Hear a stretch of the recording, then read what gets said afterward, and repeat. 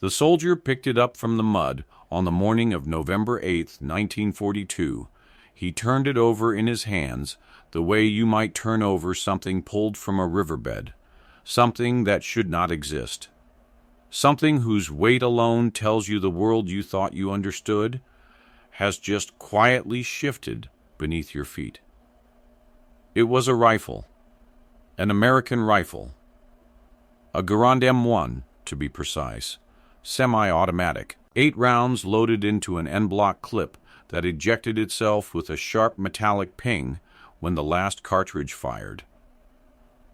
The man holding it was Obergefreiter Heinrich Brandt of the 10th Panzer Division.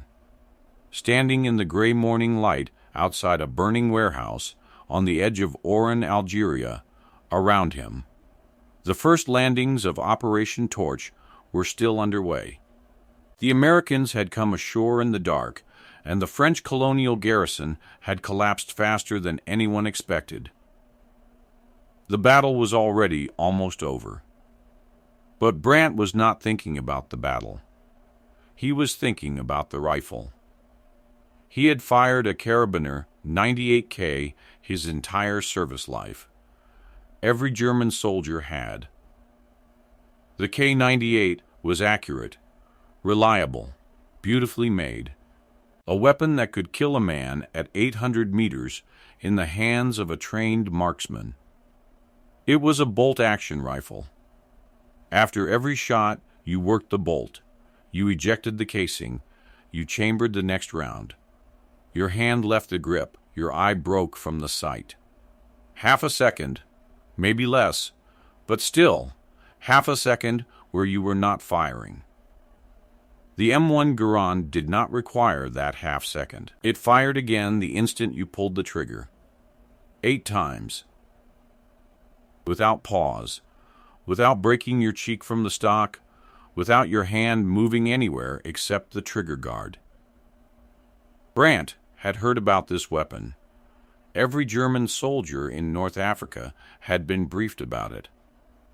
But briefings are just words. Words do not prepare you for the physical reality of holding the thing, of understanding, in your hands and in your chest, what it means that every single American infantryman who had just come off those landing craft was carrying one. He set it down. He did not take it with him. That is the detail to hold on to.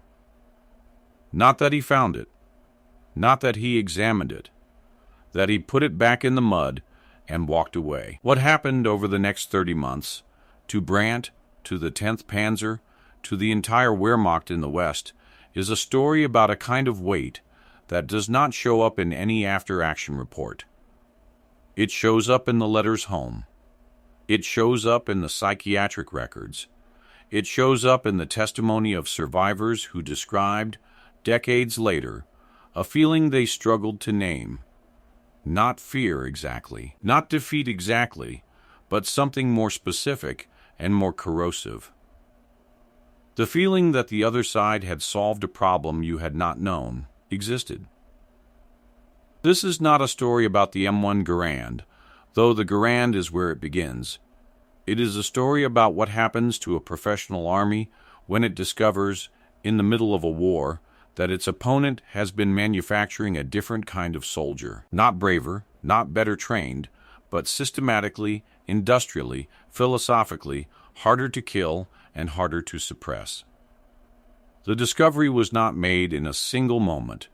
It was made in pieces, over months, in the mud of North Africa, in the hedgerows of Normandy, in the frozen forests of the Ardennes.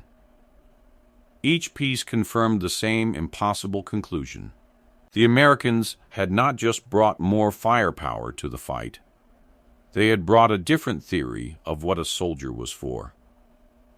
The story of how that theory got built into metal, and what it cost the Germans to understand it, begins not in a factory or a laboratory, but in the office of a man named John Garand in Springfield, Massachusetts, in 1936. Jean Cantius Garand, he went by John, was a Canadian-born self-taught machinist who had joined the Springfield Armory in 1919 with no formal engineering degree and an idea for a semi-automatic rifle that the Army had initially dismissed as impractical. He spent 17 years refining it. 17 years of testing, rejection, revision by 1936. When the Army finally adopted it as the standard infantry rifle of the United States, Garand had produced something that no other major army in the world had yet managed: a robust, reliable, semi-automatic weapon that an ordinary soldier could maintain in field conditions, could fire accurately under stress, and could reload in under 4 seconds without removing his eyes from the target. He was paid nothing extra for it. He had waived his patent rights. He received a congressional commendation and a $100 bonus. Meanwhile, in Germany, the Wehrmacht was issuing the Carabiner 98K to its infantry and declaring the matter settled. The German military had a word, qualit, that functioned almost as a religious doctrine: quality over quantity. Each weapon a masterpiece, each soldier a craftsman. The K98 was a precision instrument that could be maintained to watch standard tolerances, that fired a round accurate enough to split the difference between excellent and extraordinary at distances most combat never reached. The Germans were proud of it. They had reason to be. But the K98 was designed for a war that had already happened. It was the weapon of the Western Front of 1917, refined and perfected for a battlefield that by 1942 no longer existed in any of the places where German soldiers were fighting. In North Africa, the engagement distances were rarely more than 200 meters. In the bocage country of Normandy, they would shrink to 30. In those conditions, the M1's semi-automatic advantage was not marginal. It was annihilating. A squad of 8 Americans with Garands could place approximately 128 aimed rounds downrange in the time a squad of 8 Germans with K98s could fire 48. Not suppressive fire. Aimed rounds. 8 men, firing deliberately, hitting targets, every trigger pull without the cycle of the bolt. General George Marshall, the Army Chief of Staff, called the M1 Garand the greatest battle implement ever devised. He was not known for hyperbole. He was known, specifically and by reputation, for the opposite. The Germans who first faced it in November 1942 did not yet have the vocabulary to describe what was wrong. They knew they were taking casualties at a rate that did not match the reported enemy strength. They knew their fire superiority calculations were off. They knew something about the American infantry was different from what the intelligence reports had suggested.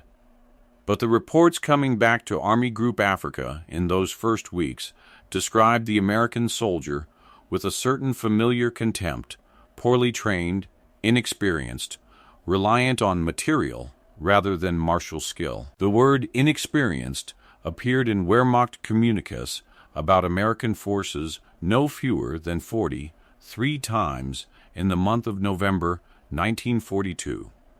Alone. That was the consensus.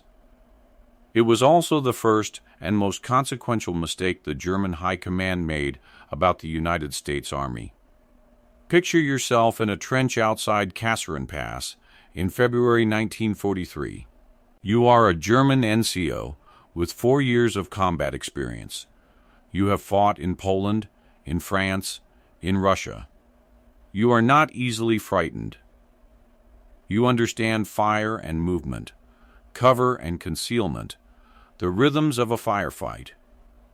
You know when an enemy position is suppressed and when it is not. You know by the sounds, the rate of fire, the pattern of shots, whether the men across the valley from you are pinned or simply waiting. And then the Americans open up, and the sound is wrong. Not wrong as in unfamiliar, wrong as in impossible. The volume of aimed fire coming from a position you had assessed as containing 12 men, sounds like it contains 30. The suppression calculation, the calculation you have made hundreds of times, that tells you when it is safe to move, does not compute. You put your head down, and when you lift it, a man 40 meters to your left is dead from a round that should not have had time to be fired. That sound, that wrong rate of fire, is the first thing the German veterans remembered decades later when they spoke about fighting Americans. Not the artillery, which was tremendous. Not the air support, which was devastating. The rifles. The sound of the rifles. Major Friedrich von Stauffenberg, not the famous one, a cousin, commanded a battalion of the 21st Panzer Division during the Tunisian campaign of early 1943. In a field report dated March 4, he wrote something that his superiors initially dismissed as the exhausted complaint of a man who had been in continuous combat for 6 weeks. "The Americans do not fight as we fight," he wrote. "They do not fight as the British fight. They do not fight as the Russians fight. Their infantry produces a volume of direct fire per man that we have not previously encountered from any opponent. This is not a question of courage or training. It is a question of equipment. Their standard infantryman is armed with a weapon that gives him the firepower we would assign to a light machine gun position." The report was filed. It was not circulated to Berlin. That detail, the suppressed report, the dismissed warning, remember it. It will return. In the spring and summer of 1943, as the Tunisian campaign collapsed and the Germans evacuated what remained of Army Group Africa, the official Wehrmacht analysis attributed the defeat to supply failures, Allied air superiority, and the arithmetic of coalition warfare. These were all true. They were also incomplete. The deeper analysis, the one that would have required acknowledging that the American infantryman was equipped in ways the German infantryman was not, never reached the planning documents. Part of this was institutional pride. The Wehrmacht had spent a decade being told it was the finest ground combat force in the world. That was not entirely self-promotion. In 1939, in 1940, even in 1941, it largely had been. But the institutions that produce military excellence are the same institutions that resist acknowledging when that excellence has been systematically matched or exceeded. The German army in 1943 was an institution in that exact bind, too successful for too long to be able to see clearly what was happening to it. The other part was a genuine philosophical disagreement about what a soldier was supposed to do. The German military tradition, running from Scharnhorst through Moltke to the modern Wehrmacht, was built on the concept of Auftragstaktik, mission command. The idea that an individual soldier, given a clear objective, should use his initiative, judgment, and training to achieve that objective without waiting for orders. This philosophy produced extraordinary tactical flexibility. It also produced extraordinary confidence in the individual soldier as the decisive unit of combat. The German army believed, at a profound institutional level, that the quality of its soldiers was its most important military asset. Equipment existed to support soldiers. Soldiers did not exist to operate equipment. The American military tradition ran in almost exactly the opposite direction. Not because American soldiers were considered less important, but because American industrial and organizational culture had arrived at a different answer to the question of how to make combat power reliable at scale. The American answer was this: remove as many variables as possible. Standardize, simplify, Give every individual soldier the maximum possible firepower. Because in combat, the individual soldier is always operating under conditions that degrade his performance: fear, exhaustion, noise, confusion, smoke. Design your weapons for the soldier at his worst, not at his best. Then produce those weapons in quantities that overwhelm any calculation of local superiority. The M1 Garand was not just a better rifle. It was the physical expression of a philosophy. And in 1943, the Germans had not yet understood that they were fighting a philosophy, not just an army. The official German Army Report on Operations in North Africa, compiled by General Major Alfred Gauss in August 1943 and submitted to the Oberkommando des Heeres, the Army High Command, contained 47 pages of analysis covering supply, logistics, air support, Allied strategy, and Axis command failures. It contained 3 paragraphs on American infantry equipment. None of those paragraphs mentioned the M1 Garand by name. Von Stauffenberg's March report, the one that had been filed and forgotten, was not referenced once. The Gauss report, as it became known internally, was the false summit. The moment where the German High Command looked at what had happened in Tunisia and decided, with careful analysis and genuine institutional confidence, that they understood the problem. They did not. What they understood was the surface. The supply failures were real. The air inferiority was real. The command problems between Rommel and Kesselring and the Italian High Command were real. Address those things, the analysis implied, and the next engagement with American forces would go differently.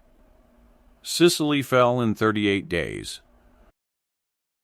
The Americans went ashore at Gela on July 10, 1943, and the German counterattack, the Hermann Göring Panzer Division, and elements of the 15th Panzer Grenadiers ran directly into American infantry equipped with Garands, supported by artillery that the German tankers would later describe as unlike anything they had experienced on any previous front. The Hermann Göring Division's after-action report, written by General Lieutenant Paul Conrath, contained a phrase that would be quietly but persistently quoted in German officer circles for the rest of the war. The American infantryman fights, Conrath wrote, with an aggressiveness and a volume of fire that our men find disorienting. They do not behave as infantry that is aware of its tactical vulnerability. They behave as infantry that has been given the firepower to be aggressive at all times. That sentence, the firepower to be aggressive at all times, was the first time a senior German commander had come close to articulating the thesis that von Stauffenberg had been trying to state 6 months earlier. The individual American soldier, armed with the Garand, was not suppressed by the tactics that suppressed bolt-action infantry. The calculations were wrong. The training was wrong. The doctrine was built on assumptions that the M1 made obsolete. But Conrath's report, like von Stauffenberg's, was filed. The institutional conclusion drawn from Sicily was familiar: supply problems, air inferiority, command friction. The pattern was now established. The evidence arrived. The evidence was processed through an institutional filter that converted it into familiar problems with familiar solutions. The underlying structural problem, that the German infantry was outgunned at the individual level by an opponent who had been arming and equipping and training for exactly this kind of fight, went unaddressed. Then came Normandy. June 6, 1944. The American sectors, Utah and Omaha, together absorbed the largest amphibious assault in history. At Omaha, the first waves took catastrophic casualties. The German defenders of the 352nd Infantry Division, well dug in, with excellent fields of fire, came close to throwing the landing back into the sea. For several hours, the outcome was genuinely in question. Then the Americans came off the beach. What happened in the hedgerow country of Normandy in the weeks following D-Day is one of the most documented and least understood episodes of the Second World War. The bocage, the thick, ancient hedgerows of Normandy, earthen walls topped with dense vegetation, carved over centuries into a landscape of natural fortifications, was terrain that seemed to favor the defender at every point. A German squad dug in behind a bocage line could, in theory, hold a position against a much larger attacking force. This was what the doctrine said. This was what the training taught. The doctrine was right. The problem was that the doctrine had been written for an opponent armed with bolt-action rifles. An American infantry squad advancing through bocage was not a formation of 8 men with 1 machine gun, which was the threat model the German defensive doctrine was calibrated against. It was a formation of 8 men, each carrying a weapon that, in a 20-second engagement, could produce a combined volume of aimed fire that exceeded what a single German light machine gun position was designed to handle. They did not need to suppress the position and then move. They suppressed and moved simultaneously, because the volume of fire was sufficient to do both at once. Hauptmann Heinz Werner of the 12th SS Panzer Division described it in a letter to his wife, written from a field hospital outside Caen on June 28, 1944, 12 days after he had been wounded by American rifle fire. He was not a sentimental man. His letters home during the Eastern Front campaigns had been precise, tactical, almost clinical. This letter was different. "I have to tell you something about the Americans," he wrote. "We were told they do not fight as well as our men. I believe this. It is not true.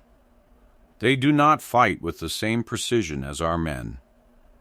But they do not need to. They produce such a volume of fire from every position, from every individual soldier, that precision becomes less relevant than it should be. I have spent 3 years on the Eastern Front.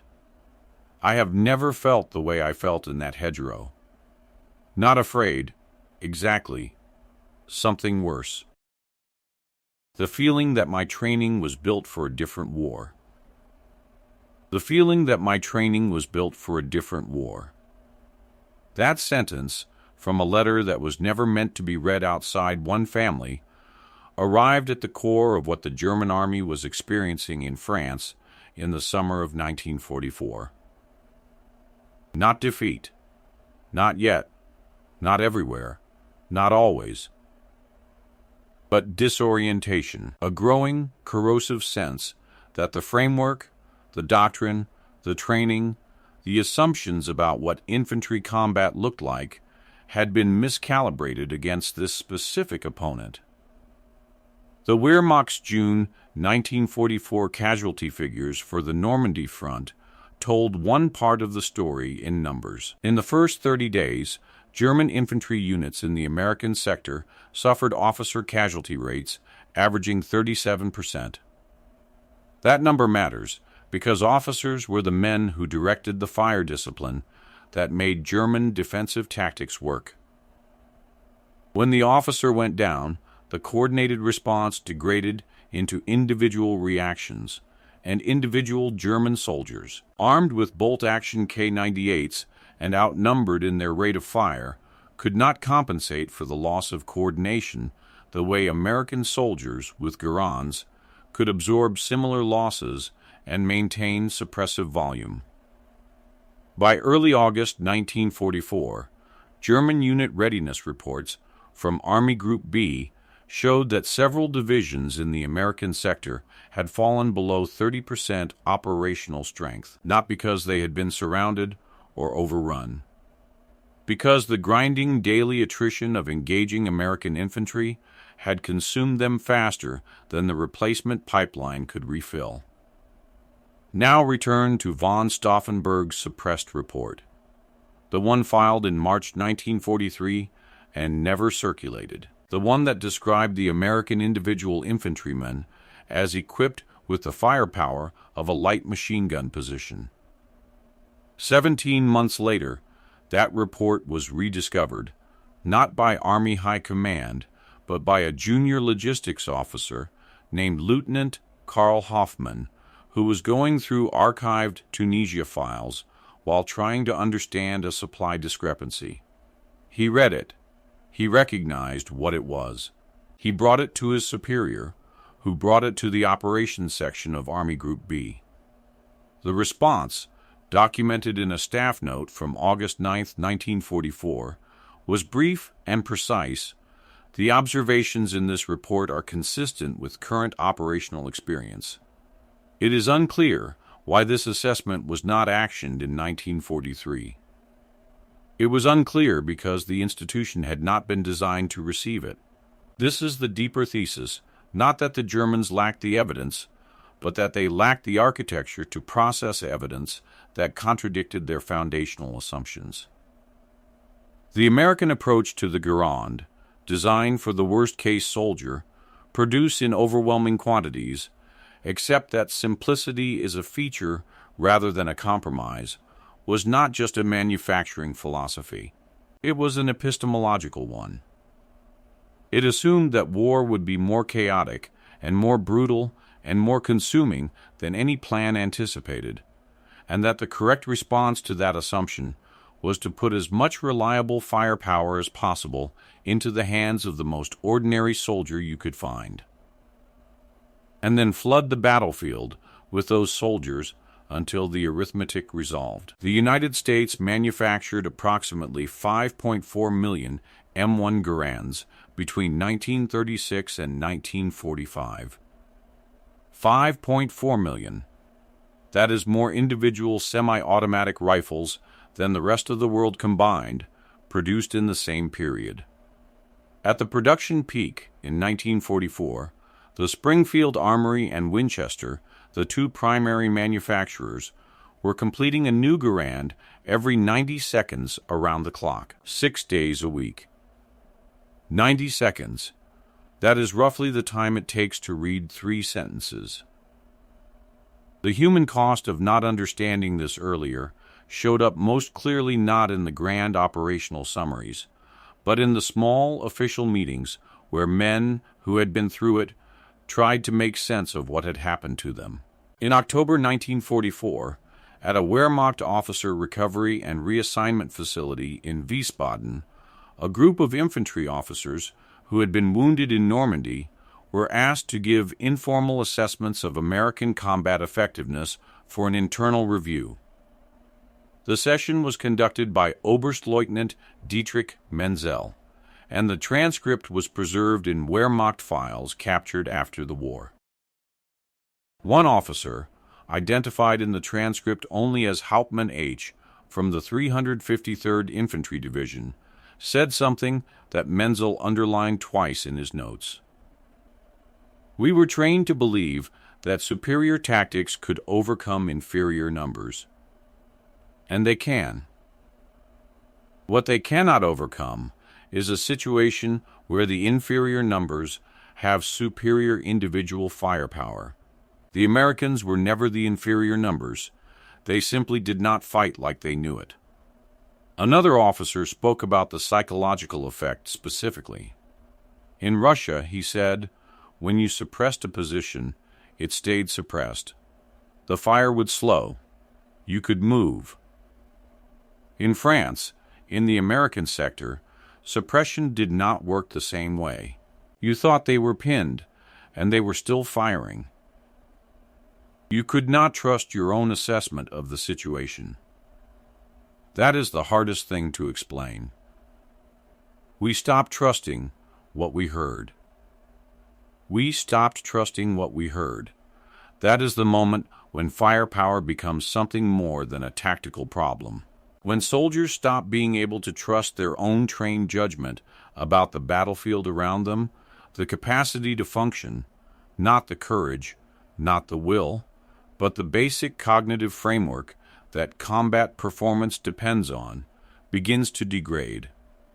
The German army in the West in 1944 and 1945 was not broken by a single battle, or a single weapon, or a single failure of command. It was worn down, over months, by the accumulated weight of fighting an opponent whose individual soldiers were consistently harder to suppress than anything the German training system had prepared for.